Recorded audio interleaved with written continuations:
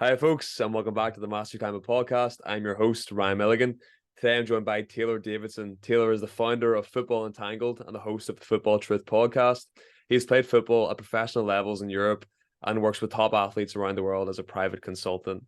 With those experiences comes a range of valuable knowledge that he has agreed to share with us today. Welcome, Taylor.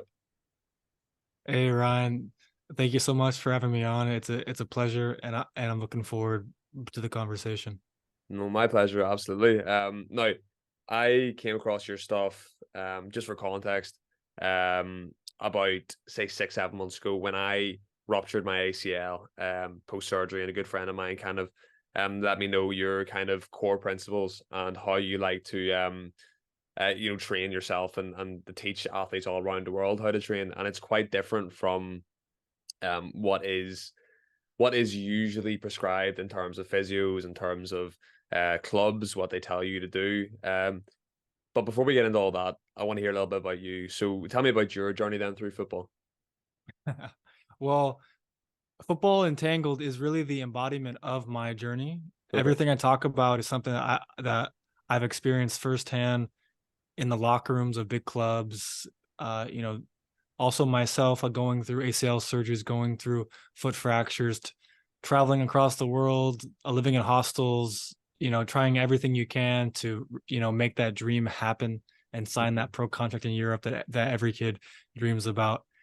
And, my journey starts off as every kid's journey starts off. It's just a young kid, uh, began watching the Premier League on TV, fell in love, like with the sport, and then dreams of one day playing on that pitch, on those in those stadiums, on TV, on Sky Sports. And basically everything that I'm going to talk about on this conversation and everything I do on my Instagram and my community is basically how can you achieve that as best as possible? How can you become your best self Okay. and achieve your full potential? Okay, amazing. So then where did you start your football journey then? Tell me about some of the clubs you played at, and the levels.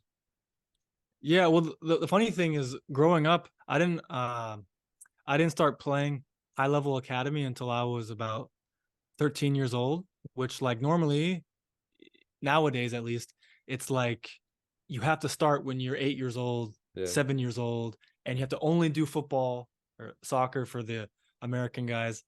You have to only do this sport. You aren't allowed to play other sports. You have to be super focused, have a trainer, do drills, go to the gym. Mhm. And my journey, it was like that in the beginning, a bit, because I really adopted that grinder mindset, that no pain, no gain. Mhm. And I really believed all that stuff. I Yeah. believed all the motivational quotes, like watching the YouTube videos with the music and the Yeah. highlights of Neymar. And I just dove into that stuff, like training every day for hours, like 1 hour in the morning before school, 1 hour after team training at night, in Mhm. the garage under all this toxic, harmful, uh, fake light, and, doing everything wrong, basically. Okay. Yeah. Based on my opinions now, of course, my uh, perspectives now. Yeah. And so my journey, basically, I went through that in high school, grinding and grinding and grinding. I really ascended the football pyramid in America quite fast. But at that time, though, I still had many injuries, always kind of dealing with something. Okay. And then that was when I first started looking into diet and food, because obviously, if eh, if you ask anyone, the first thing that someone thinks about when they think of health is food. Mhm. And hopefully over the course of this conversation, we can shift that idea and get away from that point of view, because it's wrong Okay. Oh, in okay. in my opinion, at least. Yeah. And so, looking back, food was the first place where I looked, like reading about diets and not eating candy and all the basics that I was doing, Mhm. like don't eat ice cream, don't eat pizza, don't eat ice cream, candy, and all the normal bad foods. I was doing that, and I was still not in shape. I was still not, healthy. I was still not Okay. ripped. Yeah. And obviously, that's like a micro situation, but that dynamic represents the whole journey because it's like Right.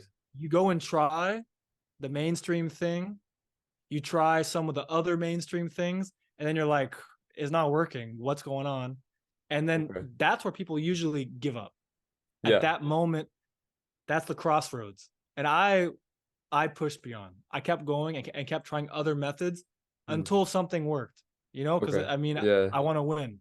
I'm I'm not gonna acquiesce to being subpar or Of being course. suboptimal. And sadly, Absolutely. nowadays, most people will do that. Yeah, people just accept that they're not good enough, or they're not no matter how much hard work they put in. um I suppose they're always, yeah, I don't know, yeah, but I agree with you Yeah. absolutely. So then you played, before the conversation, before the recording, we were saying that you played top tier in Sweden. Yeah, yeah. So to try to achieve my dream after high school, I said no to a bunch of offers to play like college football in America. Yeah. And then I got a chance to go play in Sweden Okay. for a club called EFK Luleå, which that season they were in the first division for the under 21, which is called the junior Allsvenskan in Swedish. Yeah. And it's pretty, I mean, it's their highest division for youth football. And Okay. so I played a full season there, and that was really fun. Hmm. And I wanted to stay there, but the club didn't offer me like a full-time contract because they're only allowed like a certain amount of foreign players, and I was Yeah. 18. And Okay. those foreign players, they're giving those spots to guys who are like 28, 27, Okay. who will be the best guy on the team. Yeah. Okay. I and get you. and at that point I was 18. I'm not I was young guy. So Yeah. and then I went to Greece for an other opportunity, and I had some trials at some big clubs like Panathinaikos, Ike Athens, and then I played a bunch with a smaller club called Kalithea Mhm. in also in Athens. And that was Amazing. where kind of the big thing happened in my life, where I fractured my foot in the warm up Okay. before a game, which that game my agent told me if I played well in that game, the first team was going to give me like a full-time men's contract like for the first team. So Oh my that God. was the big moment. And Yeah. it ended before it even started, Oh my which God. is it's ironic when you kind of think about it, because it speaks to a lot of, I think, what happens in people's lives where they self-sabotage their own success, whether Okay. that's conscious or unconscious, you Yeah. know? And for me, looking back, I would say probably unconscious, but of course there's also many health factors that I look back and I wish I would have fixed or Yeah. done Okay. to prevent that foot fracture, and Yeah. that goes for food and lifestyle and light and the what kind of shoes I'm wearing and all these different things that now I talk about all the time, and I Yeah. wish I was doing back then. Okay, man. Yeah. So then on the topic of injury, so that wasn't really the only major injury you faced in your career. And I suppose, as you said, this is kind of how the football entangled journey started. So then tell me about your injuries then. So kind of Mhm. walk me through. I know you said you've done your ACL. What was that experience like? Well, yeah, just to start from the beginning, I mean, even when I was 14, 15 years old, I had nagging pain injuries like chronic muscle tightness, all these things Yeah. that young kid shouldn't have. Yeah, of course. And then I had a very bizarre uh, l- ankle ligament injury when I was about 15 years old. I, I got put in a boot, and I got multiple different diagnoses or different diagnoses from different doctors. So it Right. was very confusing. One doctor it was saying it was his ligament, other guy was saying it was a bone thing, the other guy is saying it was a tendon. They're just kind of guessing at that point. Yeah. And now I look back, that was kind of that was like my first little sprinkle of like of thinking, why don't these doctors actually know what they're talking about? Why don't they actually know what's wrong with me? Yeah. Instead of just kind of guessing and then saying, "Oh, here, go take these pills, go wear this boot for 6 weeks, and hopefully after you'll be fine," you know. Okay. And Yeah. then I actually ended up having to go to a to a Russian acupuncturist who was kind of like a bizarre dude, and he actually ended up like fixing my ankle, Sick. and that was kind of uh, again one more piece of the puzzle where I Yeah. was like, okay, there's other things out here, Hmm. right? And then fast forward to my time in Greece, that was where I had the foot fracture. Yeah. So that was a non-contact Jones stress fracture in the fifth metatarsal. Okay. And like I said, I was jogging in the warm up, and all of a sudden I just heard a crack. And in my head, I'm like, what is going on? This can't be happening. It's my big moment, Yeah. all that stuff. And then even worse, because of the language barrier, I couldn't explain to the coach that I like my foot fractured when I was jogging. So Yeah. they're just like, what's wrong with you? Like, why? Yeah. Like, obviously, like not in English, but they were like what the hell? Yeah. because because from their point of view, I was just jogging and then I just stopped jogging and then I told them I couldn't play. Yeah. Okay. Yeah. So it looks weird. And then of course they had the physio from the uh from the first team come down, and of course he just tries to spray some like icy hot on me. And then I'm like, bro, this is not gonna work. Like Yeah. what the you That's know? wild. And That's then so so strange. I had to try and like just try and explain them like my foot is in so much pain, I can't walk, I can't play, and they're just like, oh, okay, I guess. you know. Yeah. And Jesus, that. then the funniest thing is I was there for 4 more weeks while my agent was hoping that it wasn't serious. I was like in the bed in the hostel, icing it every day, hoping the Yeah. pain would go away, so I could go back and play and get the contract. And it just ultimately never got better. And I was like, "Fuck, this probably isn't a good. It's Yeah. it's probably serious." And Yeah. so eventually, I like kind of like forced my agent. I was like, "Okay, tell the club I need a doctor. I need, to get x-rays or something."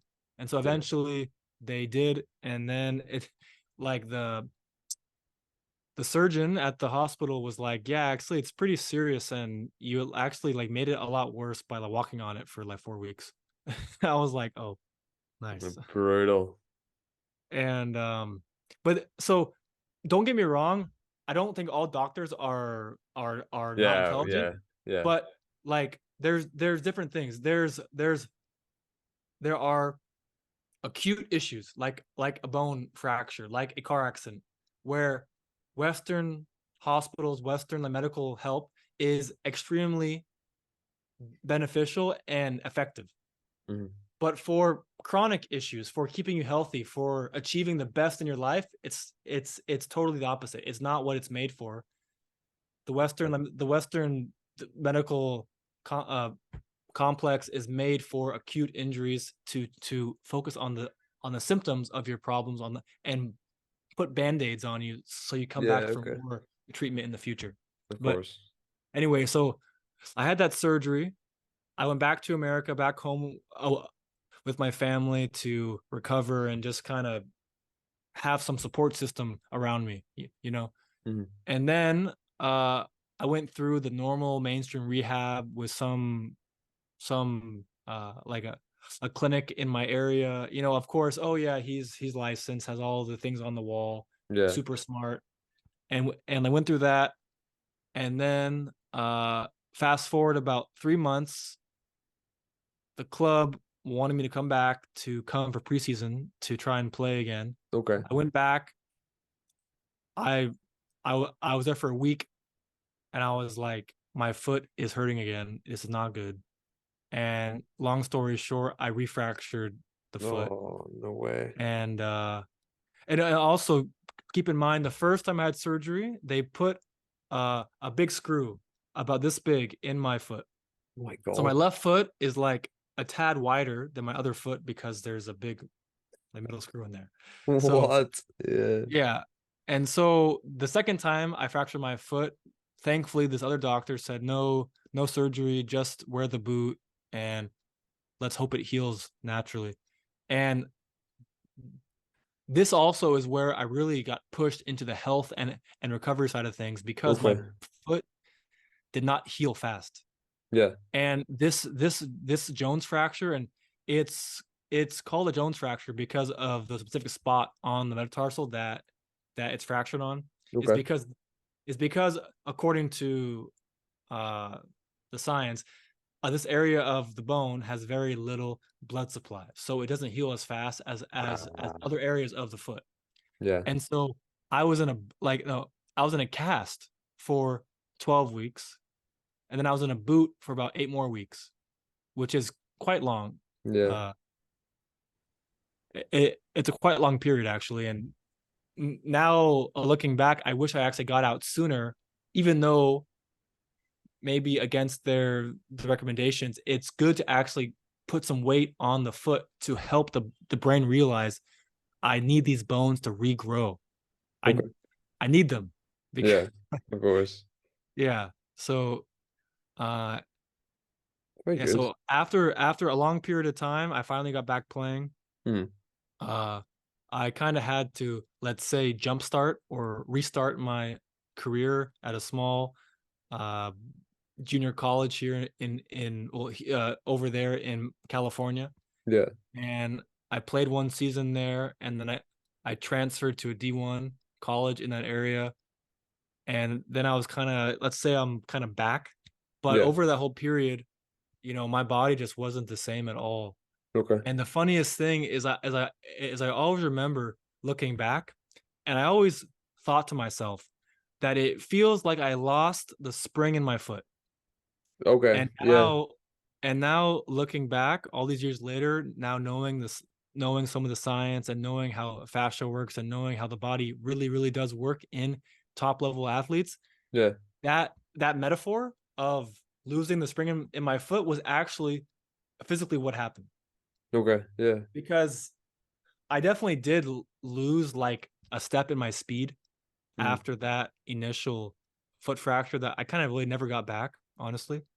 Yeah. And it's because, as we now know, the foot is so important for human biomechanics and also for muscle function upstream in the body because the foot acts as a sensory organ. It Okay. absorbs information from your environment, and that's how your brain decides to turn on and off muscles upstream in the body to help you survive in your environment. Yeah. So to Okay. run and jump and kick and everything. And Sick. so my foot just never was fixed, and all the mainstream rehab just kind of covered up the pain Yeah. and tried to help me regrow some of the muscles I lost from being in the boot. Yeah. But that all that stuff doesn't heal what caused the fracture in the first place. Okay. Yeah. Very good, man. That's it's an interesting way to put it. And you're shining light on, I see so much stuff about your foot, and I've started getting grounded myself, and I've started going for walks bare feet, Mhm. from yourself, from information from yourself, from information from some other people. And I've always kind of like, I knew that I felt good doing it. Like when I go onto the grass, usually my morning routine was I'd be up, I would go to I live beside a mountain range, and in that there's the streams that run down the mountain, so I would go in for like a swim every morning. But before that I would Nice. go get grounded on this like big like kind of park area before I go in. And I just don't know what it is, but I stand on the grass and I feel like my head gets lighter almost. Like Yeah. there's some weird feeling about it. But I don't Mhm. know all the benefits. So I definitely kind of want to get into that kind of natural lifestyle type thing. But before I get into that, you mentioned the fascia, and it is something that I've been wildly obsessed with. I've been doing my elevated heel curl, tile curls. I've been doing all that kind of stuff. Um, so what is it?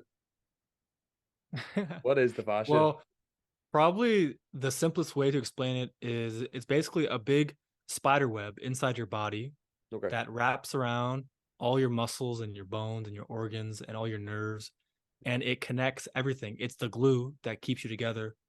okay, It's the nervous system physically. embodied throughout your body that connects everything. And so Yeah. that's why I talk about muscle function upstream in the body Yeah. being controlled and dictated by your foot, because the fascia in your foot collects this information and it spreads it up the body. Okay. And if that sensory organ is not working correctly, if the foot can't absorb all the information that it needs to, if it only has 40% of the information, only has, you know, 40, 50, 60, whatever, Yeah. it's not going to do what you want it to do to help you move better as an athlete. And Okay. so what happens is, because people don't uh, help this in childhood, Yeah. they don't foster the foot, they don't kind of nourish the body with information, and that could be food, it could be an environment, it can be light, it Yeah. could be movement. All these things are very important levers on the spectrum of talent, we'll say. Okay. And so if you basically, the foot is supposed to be stimulated. If you Yeah. don't, if you don't use it, you lose it. It's a very basic principle across nature. Okay. And so a lot of this training that we do is to if more nerve growth and to regrow some of the fascial connections that you're supposed to have from your feet up the body. Okay. And one of the most obvious and direct ways that this is important is is mainstream science has found that the glute muscle fibers have at least 85% fascial inserts. So basically, Okay. those muscle fibers only activate if the fascia is telling them to. Okay. So basically, Oh. you can Yeah. imagine how one athlete who only has access to 30% of their glutes is going to be less powerful and less athletic than someone who has 80% access. Right. Okay. Yeah. So That make, that's one of the basic things that I think most people kind of they're like, oh, okay, I get it. yeah. Okay. I understand that now. That makes a lot of sense. So that's why I see a lot of reference to being glute dominant. So that's Yeah, kind of yeah. what you're talking about. Very good. Yeah, yeah, being glute dominant it's a nervous system thing. It's a neurological. It's not a, let's say, it's not a muscle thing. Yeah. People think that you can be in the gym all day and try and target and try to isolate and try to force the glutes to activate. Mhm. And then the funniest thing is, though, I ask those guys, when you walk and when you run on the field, do you ever actually feel your glutes doing anything? Yeah. And they and and they always say no, Okay. That's mad. because that concept to them is an alien concept. They Okay. can't fathom the idea that their glutes actually work unconsciously because they're bad athletes. Good Okay. athletes, top level athletes in any sport, if if you ask them this stuff, they'll go, "Yeah, duh, of course my glutes work," Yeah. because to them that's what they've always known. Okay. And so that's why if you put like the mind of a good athlete in the body of a bad athlete, they'll be shocked. They're like, "What is this?" That's Like, that's like nuts. they're Yeah. like, "Where's all my access, all my tools?" And then Okay. if you put so basically, I can't go in your shoes, so it's hard for you to understand, and then me to understand Yeah. the Of course. different powers. Yeah. I guess we can say here, Yeah. but yeah. That's actually that's so fascinating. But then on that, what are the signs then that like what are the common factors that you are then you have healthy fascia or else you Mhm. don't? Like what are the signs that I can look out for as an athlete that say that yes, I have like a good fascial connection. Yeah, well, I mean, some of the simplest stuff is actually looking at the physical indicators in the feet. Okay. You'll see prominent prominent tendons going down from the ankles to to each of the five toes, Okay. as well as the main tendon going across the ankle, which is called the anterior tibialis tendon.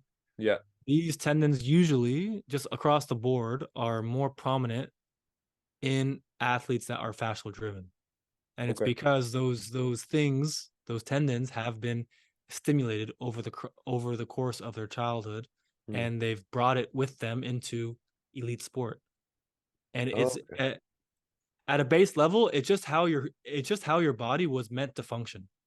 Yeah. But what happens is people that don't foster this functionality through childhood, they lose it, and Okay. then when they're 18, uh, 20 years old, and they try to go play these sports, their body has to compensate with other strategies, Okay.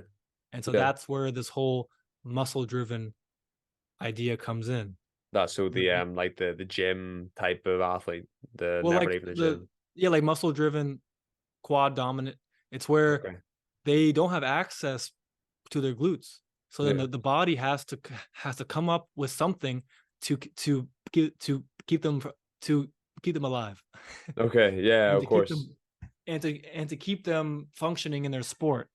But what Yeah. happens over time, those strategies are not efficacious. They aren't effective. And so Yeah.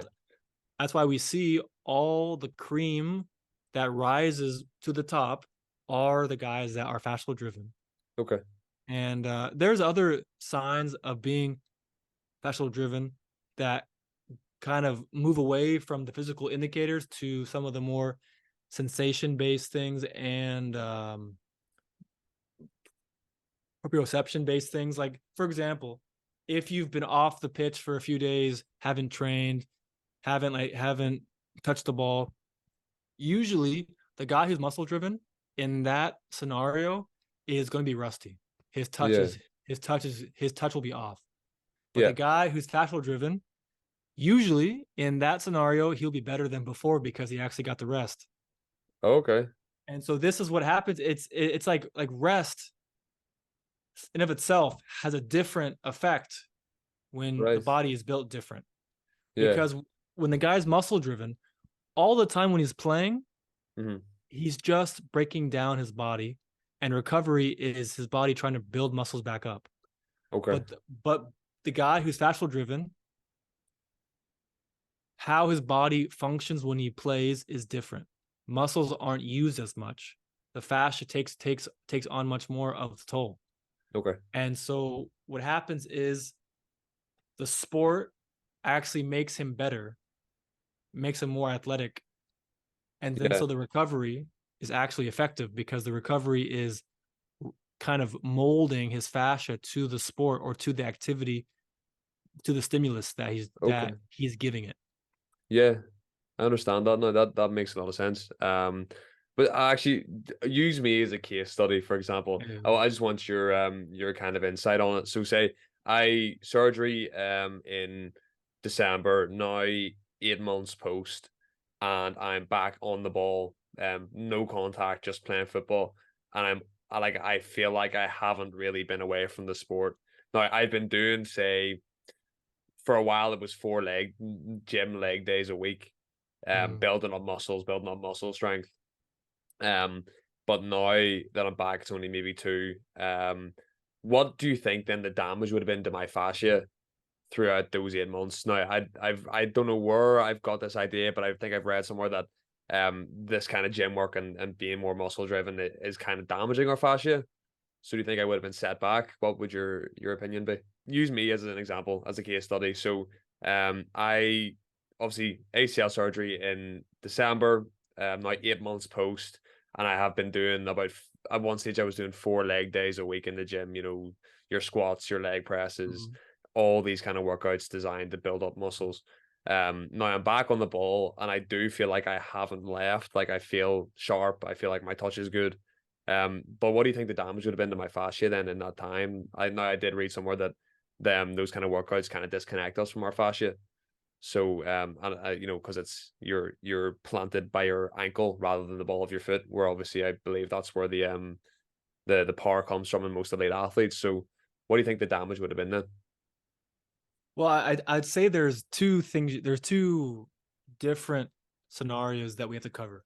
Okay. The first one is the surgery, Yeah. and the second one is all the rehab that you're talking about, Okay. the training. So the first one, the surgery, is let's not forget that surgery involves you're being injected with anesthesia Hmm. to numb certain parts of your body, so the surgeon can go in, open you up, and repair Yeah. certain ligaments. Okay, Of course. so that's great for fixing the tear, Yeah. but they have to cut through fascia to get there. Yeah. Okay. And when they close you back up, they don't fix the fascia Yeah. because they couldn't if they tried to. The fascia is woven to it's beyond human intelligence. Yeah. Actually re let's say reweave Hmm. the multiple layers of fascia into the way it was before is I would say it's impossible. Okay. So there is some damage to the body from just purely the surgery. And then uh, of course, like I mentioned, there is the anesthesia. Yeah. The, a certain level of that, puts your body into, or it, I would say it does cause some emotional trauma Hmm. because we're not meant to shut off like that. Yeah. Of course. And especially because of chemicals. Yeah. So there is the emotional trauma of the anesthesia. There Hmm. is the actual damage of the surgery itself, the physical damage in the tissue, Hmm. and then there is the atrophy that you have to deal with when you recover, Okay. being in bed, being on the couch, all that stuff. Yeah. So those are a few things with the surgery that can and will affect fascia Okay. and the whole body. Yeah. But then I say that, but fascia is almost everything anyway. So Yeah. it's Yeah. Okay. the same thing, like it connects to everything. Yeah. So there's that. And then let's talk about the training aspect. Well, there's multiple layers of the training aspect. There's tissue quality Hmm. in terms of, okay, on a spectrum from muscle driven to fascia driven, where are you? And has your training, how far in which direction has your training took you? Okay. Because Yeah. so like Yeah. Go ahead. Yeah. Go ahead. like the reason that I say this is because basically the brain is going to help you adapt to what you want or what you're trying to accomplish. Yeah. So when you do specific things like deadlifts, back squats, different kind of gym machines, the brain's going to help you adapt to that, Okay. specifically that. Yeah. So exactly whatever you're doing to it. So basically what I try to help people understand is that becoming muscle driven is an effective strategy for getting better at those things. Yeah. But it's not a good strategy for getting better at being a good runner, being a good athlete, being Yeah. able to move effortlessly and very fluid on the pitch. Hmm. So there's that aspect where you are kind of moving towards a more muscle driven, quad dominant strategy from the brain. Then on top of that, there is the topic of biomechanics. How does your body actually move? Because a lot of these gym exercises and gym machines, you're being taught to move in specific robotic, straight lines or patterns. Of course. And that is the opposite of how the body moves on the pitch. Yeah. Body moves in spirals, and the best athletes do this the best, obviously. Yeah. And so that is a second layer of what's happening to the body when you do mainstream orthodox and frankly any version of gym work, because all gym work comes from bodybuilding ideals Hmm. where they studied dead bodies, i.e. cadavers, Okay. and because that was how they figured out human anatomy, and they tossed out the fascia as just like stuffing or Yeah. like useless tissue. Yes, so all gym work comes from that origin. Yeah. And so for me, it's a house of cards. It Okay. all kind of falls apart once you really kind of ask some hard questions to these coaches. They don't actually know why they're doing what they're doing. Okay. Yeah. There's a lot of assumptions and theories and studies Yeah. that are poorly created based on more assumptions and theories that Okay. kind of give them these generalized ideas that somehow, for example, strength is good. Hmm. but no one defines strength. Okay. There's some people, like a guy at the sports science lab, I think it's called, by the name of Gavin Macmillan. He talks about that there are actually 6 types of strength.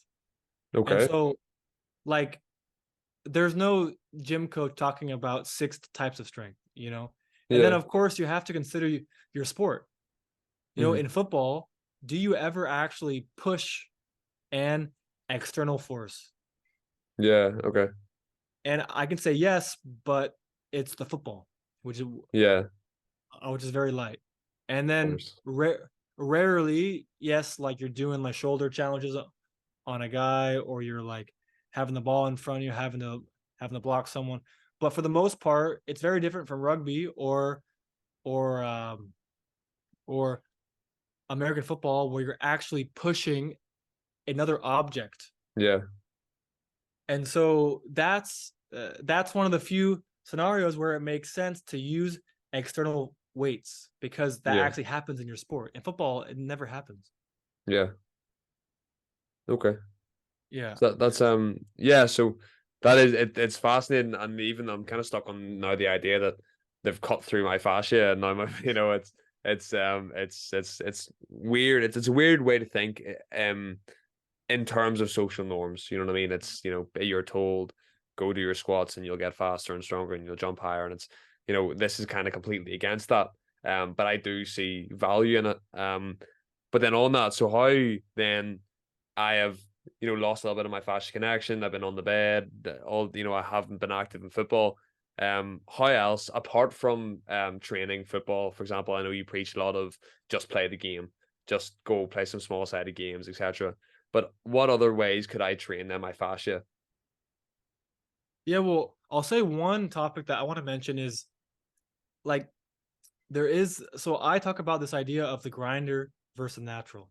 Yeah. And there's a series of characteristics that each of these two uh that these two archetypes have. Hmm. And the grinder can go play football for 1,000 years, and he'll still be worse than the natural, Yeah. because they don't it's not a hammer on a nail situation, it's a key in a lock. Okay. So that's the big thing. It's like, yes, I encourage everyone to go play as much football as possible, because they should. Yeah. But if you have serious injury, if you have things wrong with you, if you have things you obviously need to improve on as far as your basic athletic ability, Yeah. then no matter how many hours of playing football is not going to fix that. Okay. And so a lot of my training, like my whole training paradigm, is that your training should make your sport make you better faster. Okay. Yeah. And that's different for most people, where they think their training should make them better. Yeah. And yes, your training obviously should make you more athletic and more robust and look better and be healthier. But it's like it's totally missing the point of what training actually is. Training is supposed to make you better at getting better at your sport Okay. faster. Yeah. Okay. Yeah, and So how do we achieve that then? How do we get to the stage where we are more fascial driven?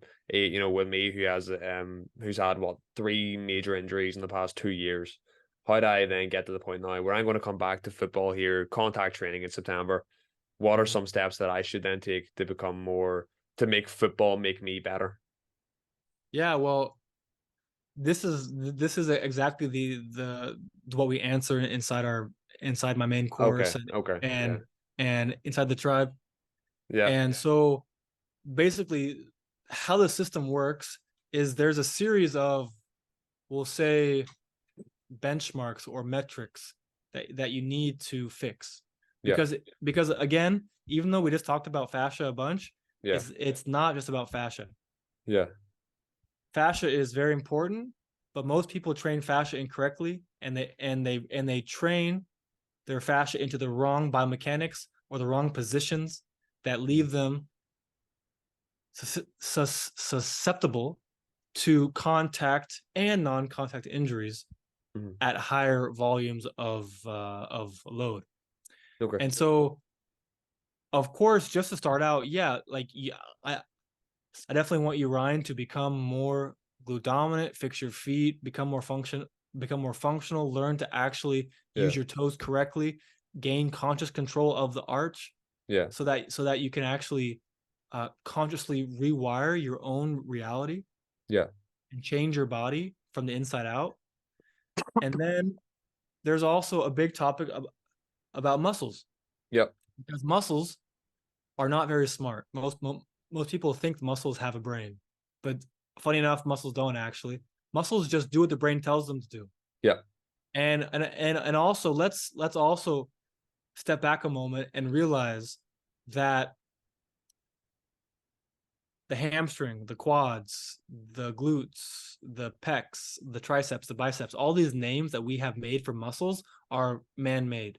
Yeah. They're they're human terminology to try and describe the genius of the human body. Mhm. The brain does not know what a bicep is. The Yeah. brain doesn't know the brain does not have any idea what the hamstring is.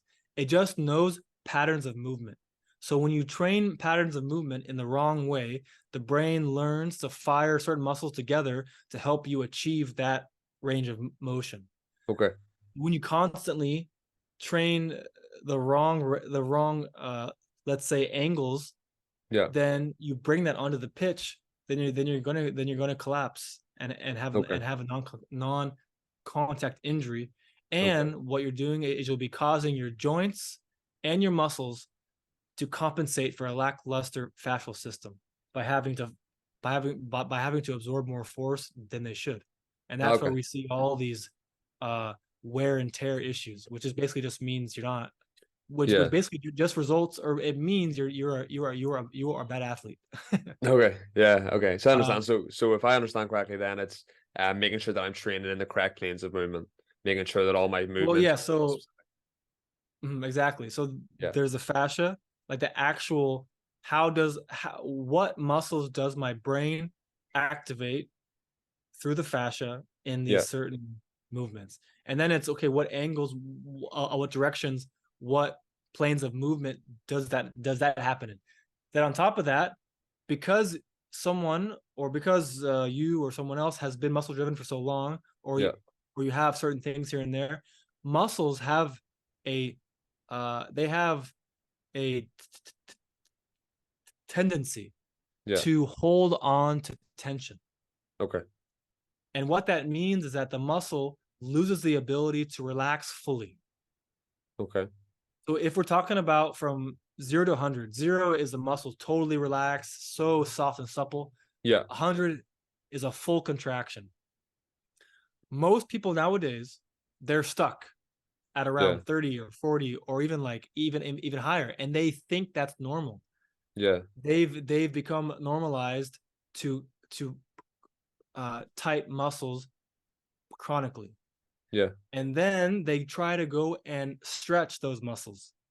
And what that does is it numbs pain receptors Yeah. and results in a short-term positive feeling, but then long-term actually results in tighter muscles, because you're basically like you're basically pulling on tight string, trying to force it to open, Okay. Yeah. and then it basically doubles back on you and gets tighter because it doesn't like that.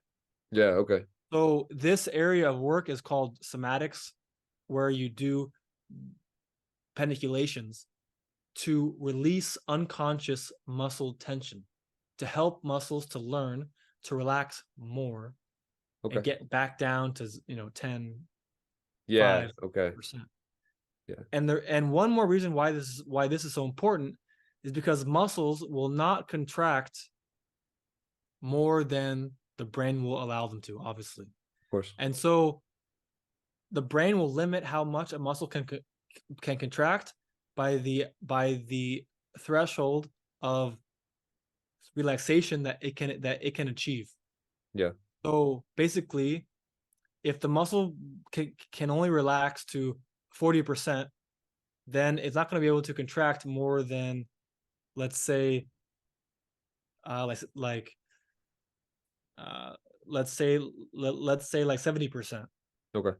It's been shrunken. Okay, I understand. Yeah. The the muscle's capacity has been shrunken. Mhm. And if you want to get more contraction, see, everyone is trying to train more power, more contraction. But if you don't change this, this will never go up. Okay. So you don't change the baseline, then it can never. Yeah, exactly. Okay. So once you get more relaxation, it basically opens up more potential for power. Okay. Because at a base level, the brain will never let you be more powerful than it thinks it can absorb. Okay. So meaning like your brain would never let you have 700 horsepower in your engine if it knows its brakes are garbage, Okay. Yeah, because I then you'll understand. definitely crash, you know? Yeah, And the absolutely. brain's ultimate objective is survival. Yeah. It will it the brain will never do anything that will cause destruction. So Okay. that's why getting your muscle tension down is going to help you become more powerful and more injury resistant in the future. Okay. Amazing. Yeah, some very valuable information there. I love it. Yeah, But I and hear then you. like, Sorry. So I hear you talk a lot about you're talking about your brain's connection and everything, and it sounds so natural. And I know you're someone who advocates very much for like a natural lifestyle. You know, your course is the way of the natural. yeah, So then tell me, if in a situation where you have nothing to do, no work, no anything, no social media posts to do, what would your perfect natural lifestyle be like? Maybe even a day. yeah, a day in the life of of the perfect world. Well, Yeah. before I say that, I would say first and foremost, I think it's every man and also woman's responsibility to constantly strive to create this perfect reality in their life. Yeah. So it shouldn't just be a dream, but Of will course. You're striving but towards this. This is your mini heaven that you're striving towards. yes, of Yeah. course. And actually, just as a plug, you know, in the long term future of football entangled, my ambition is to build a facility, to build an Okay. oasis where athletes can come and actually live this out for 1, 2, 3, 4 weeks in their off That season, sounds incredible. and you know, basically unlock their full potential. You But let me so know as soon as that's going on. I'll be there. yeah, I'll send you a link. Sick. But basically, first we have to talk about how nature works, and that's on a clock.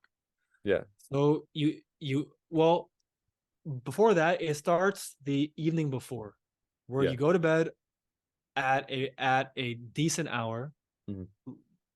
where you can wake up feeling refreshed Okay. before the sunrise. You wake up, go outside, and ideally, you live somewhere where there's an abundance of nature. You aren't Yeah. living in a box inside a big city by the subway, you know? Yeah. So ideally, you wake up, go outside, you're barefoot grounded at the beach or in the forest, full sunlight exposure, all you want, all morning long. Uh, and in that time, y- you can, you know, work on your l- let's say on your mind or on your spiritual practice, all these things. Yeah. I I think it's best that you do these things in the morning before you turn on your phone, and you Okay. kind of uh plug yourself back into the matrix, Hmm. so to speak. At least you can do these things to upgrade your mind on a blank check before you allowed yourself to be influenced by the matrix. Okay. And then so once you're there, oh, and then also in the morning, I would definitely do kind of like a morning exercise routine in the way of the natural. We call it the morning primer, Okay. and it's a series of movements for spinal lubrication and lymphatic flow to Hmm. actually help your healing response of your body to improve and to become stronger than any stimulus that you give it throughout your life. And that stuff is and that stuff is hugely hugely influenced by by excuse me, by a Okay. wise man down in California, San Diego, by the name of Tommy John. He's an ex chiropractor. Tossed out his doctor Yeah. initial, and I would definitely recommend guys go give him a look. Brilliant. He's one of the f- foremost guys into how you actually train, how you actually heal yourself, and that you don't need doctors and supplements and all this garbage. But so after that, with like a morning movement practice, kind of like a lighter workout that's more uh, fat burning based as opposed to carbohydrate, I would do that, and then a nice big morning breakfast with like raw eggs, raw meat.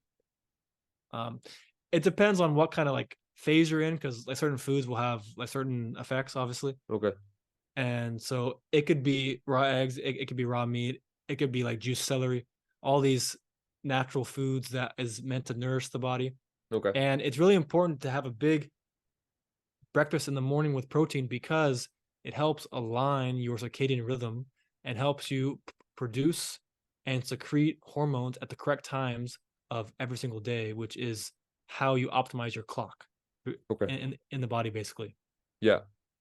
And so, like with that said, ideally, you would be able to kind of be out in the sun most of the day and Hmm. be grounded almost all day, Okay. because going back before, let's say, 1900s, or before we invented the rubber soles and Yeah. asphalt and all these things that stop grounding, humans, we were, for the most part, we were grounded all day long.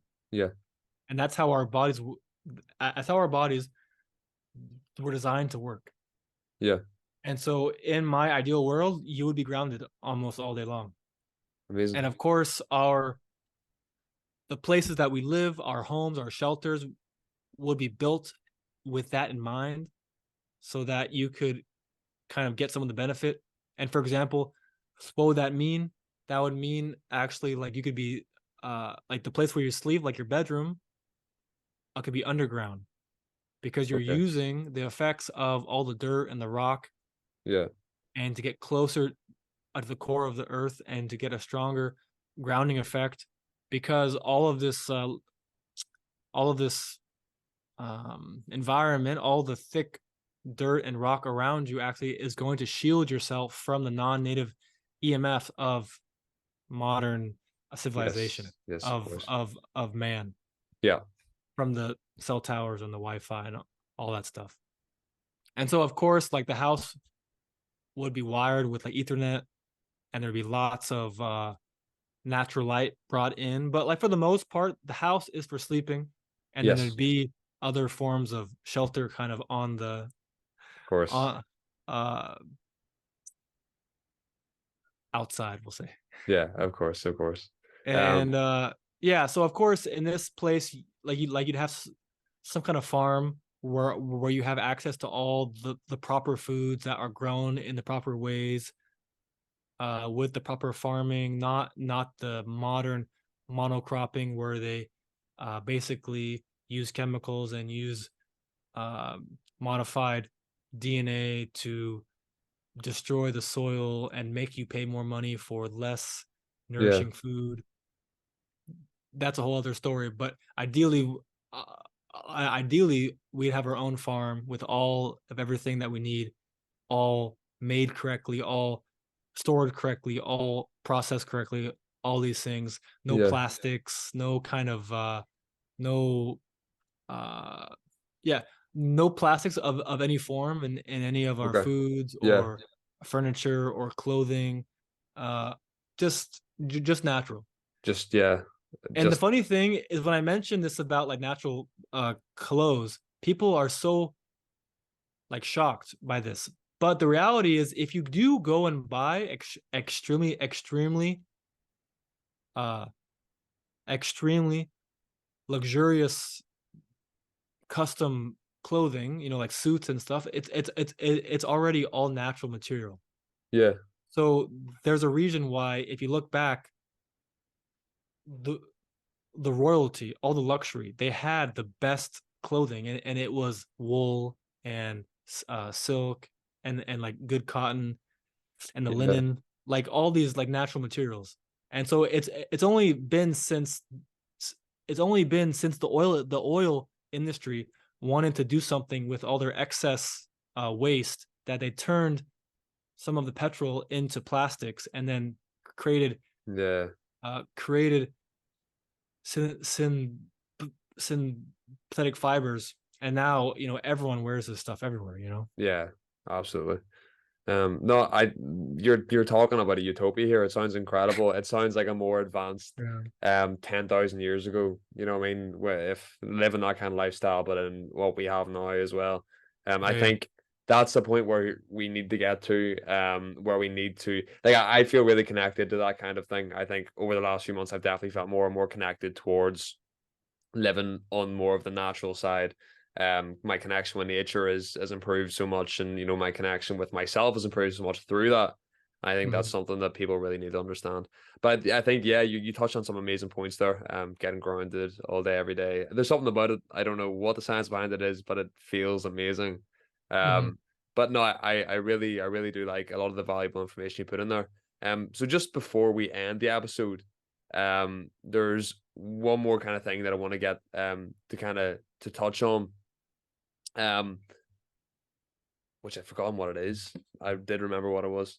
Well, Um, if you'd like me to finish the full day, yes, I can go do ahead. that. Of course, please Yeah, do. yeah. I mean, just to wrap up the day, I would say, in the afternoon, the bright sun is when I like to do the most intense exercise. So Yeah, so that would obviously be the football, and we'd have small-sided grass courts where we're playing 5v5, and then of course on the weekends, like, we play full field, but like for most of the part we're playing small-sided in the yeah. afternoon. And then after that, go hop in the ocean, go for a Okay. swim Yeah, in the fresh cold ocean, have a nice dinner with all the friends and your loved ones, and just relax by the candlelight, have a big fire, yeah. have your best friends and your loved ones by you, and enjoy the Amazing. evening.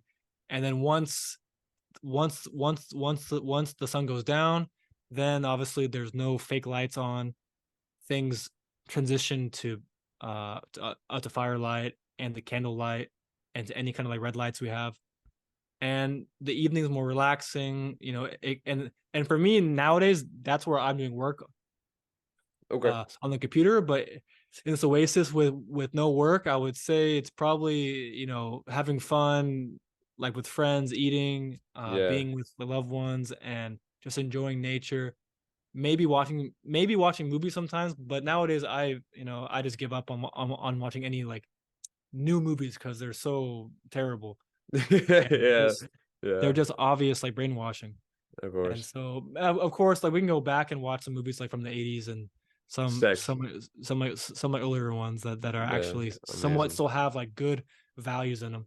Okay. Yeah, no, that's yeah, great distinctions. I remember the question. The question was, so this whole conversation has been completely against social norms. It is not taught by the highest level of coaches, the highest level of physios, hospitals will tell you otherwise. Um, and I do believe in quite a lot of it. But what do you think about the claims that this is just pseudoscience? This is just kind of make believe? Because I have seen I that mean, recently. it's just a matter of like the person like with the biggest microphone yelling over the other person Yes, of with course. with like no microphone. Yeah. It, it's because people have been normalized to believe things that have been said over and over and over again, Yeah. even though no one actually knows that it's true. Okay. So like what is common is not correct, Yeah. just because it's common, and what is normal is not right either. Yeah. So that's a Absolutely. big thing that people assume because something is common or normal that it's correct. And Yeah. that goes back to our old hindbrain where we search for social proof to help us make to make quick and urgent to, choices about our environment. But Mhm. nowadays we have more information, uh, and this goes into deep marketing and deep, let's say, uh, psychological control Yeah. to how people are influenced and and told to live their lives to be easier to control. Okay. And to kind of get back to your uh, question, always look at who's benefiting, because Okay. Yeah. if you and I, Ryan, if we never had any surgeries, if we're always healthy, Mhm. always smiling, in great shape, never sick, then that means there's no profit, there's no revenue for the hospitals and the doctors and all these people that make money off us being sick and Yeah. injured and diseased. So that's always the first thing, is always look to where the money's going, because that will usually tell you the truth, you Yeah. know, because there's no profit in a cure, because once you cure them, then you've lost a customer, Okay. Yeah. you know. And then, speaking about elite sport, and how all this that we just covered comes over into top athletics. It's sad, but at that level, there's so much politics and Okay. bureaucracy and liability in terms of like legal things, where the clubs have to employ these top doctors with these top degrees in order to look like they're doing the best thing, because they could be sued otherwise. And there's whole other Yeah. stories like that. But ultimately, all those physios and the doctors and the coaches, they come from the same industry that made the normal doctors that tell you to do surgeries for things that could be easily fixed with like training. Yeah. Okay. And it's just spilled over, because it's the same industry, it's all the same education, it's the medical uh paradigm of Okay. we fix the pain, we fix the symptoms, we ignore the root cause because it's not important. Okay. Yeah, I get you. I Yeah. understand. No, very good. Well, listen, I think we'll end that off on that point. That was a very valuable conversation, and it brings in a lot of insight of of other ways to train. There isn't just this one linear path Yeah. towards becoming an elite athlete. And I think you've described your way about it very, very well. So just before we end, do you want to let the people know about your course? What you do? Yeah, sure. I mean, obviously, I run a Football Entangled. I'm the founder. I began it about 3 years ago now. Wow, 3 years is A a while, long I guess. time. But we have a few different courses, different price points based on what's going on with you and your issues, and based on where you are in your career. Like we have courses if you're just getting started. We have courses if you want to just improve and become a better player on your current team. And then we have our main course, the way of the natural, where we help you become as best as possible, become a pro, get a scholarship in college, fix all injuries, basically give you the full blueprint to world class performance. And then if you are a professional footballer, I do travel in person, and I do a 4-day intensive where I work with you and basically pass on all my knowledge in person Amazing. through through what's called direct transmission.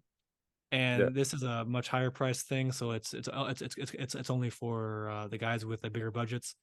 Yeah. And so those are kind of my options. And of course, I encourage every one of you guys to get inside the Entangled on the Tribe, which is my online academy for football performance. It's the only thing of its kind, and we're working on building this thing up and up and up, so that we can transform the football world one player at a time. Brilliant. That's Yeah, yeah, incredible. So absolutely go check out Football Entangled on Instagram and everything on the website as well. But that yeah, will end the episode. Thank you very much, folks, for listening. Thank you, Taylor, for joining me. yeah. Ryan, really great uh, having me on. Thank you so much, and I'm looking forward to next time. Brilliant. I'll see you very soon. All the best.